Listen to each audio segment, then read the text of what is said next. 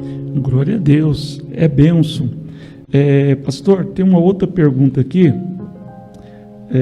falando assim: quando o marido é alcoólatra e vive agredindo a esposa, qual decisão tomar? Pastor, hoje nós estamos vivendo um momento muito difícil, assim, onde a crise no casamento tem sido algo notório, né? E tem muitas mulheres, né, que já se convertem na igreja tendo esse tipo de problema, né? Às vezes o esposo já é alcoólatra, né?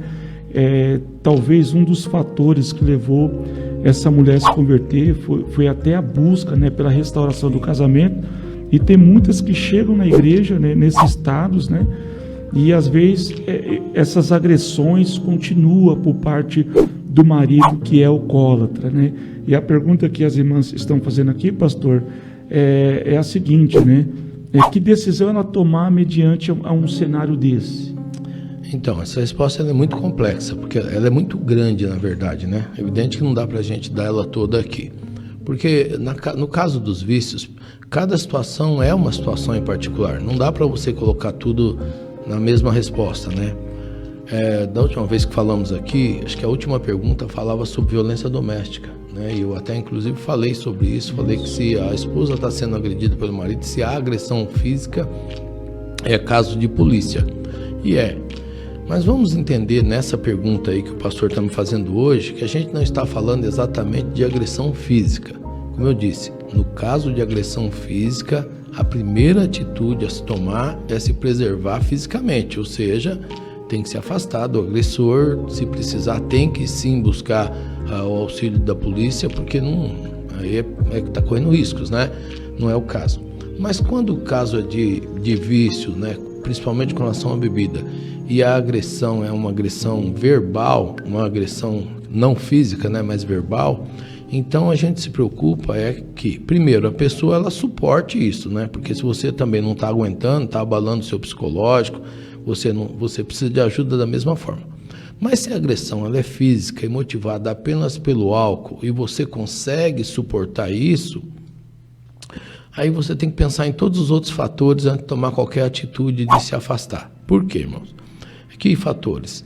É a questão da família, dos filhos, da vida financeira, né? Se você gosta ou não daquela pessoa, se vale a pena.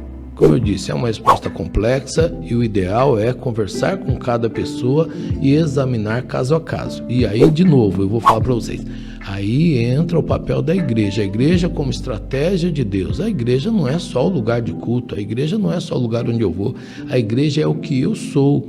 Então lá na igreja, lá onde eu sou de Deus, eu tenho meus irmãos, eu vou buscar a liderança para analisar o meu caso e aí pensar juntos, né? Buscar a sabedoria de todos, porque na multidão dos conselhos é que está a sabedoria, amém?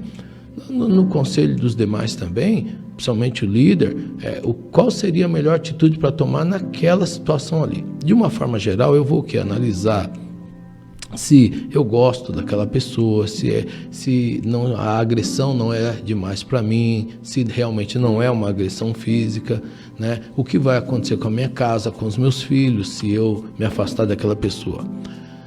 O caso ou não de um tratamento, né? Porque na maioria das vezes a pessoa vai precisar de um tratamento. O viciado, de uma forma geral, ele é um doente.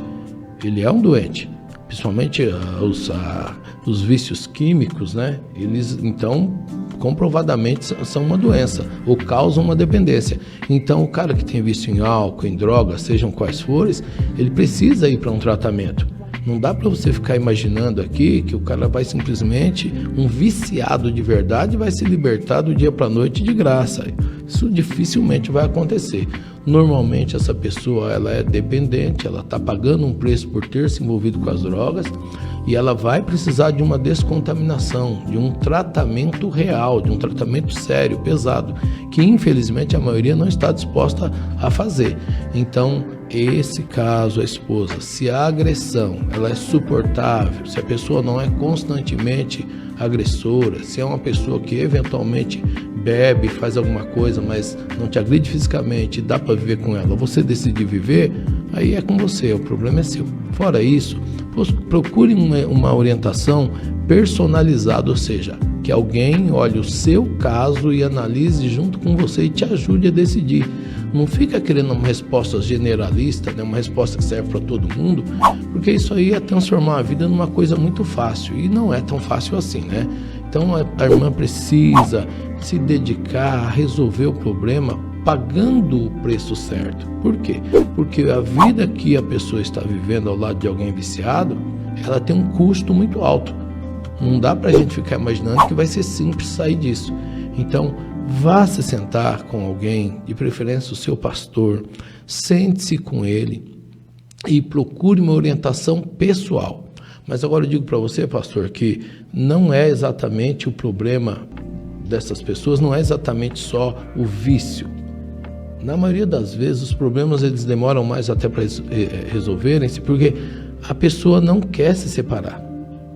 Verdade. Ela não quer pagar o preço e tratar do viciado de verdade. Ela não tem coragem de exigir que o viciado vá se tratar, que ele vá lá, fique meses numa clínica de recuperação, sabe? Ela gosta da pessoa e não quer se separar. Então o negócio vai durando, né? Vai demorando.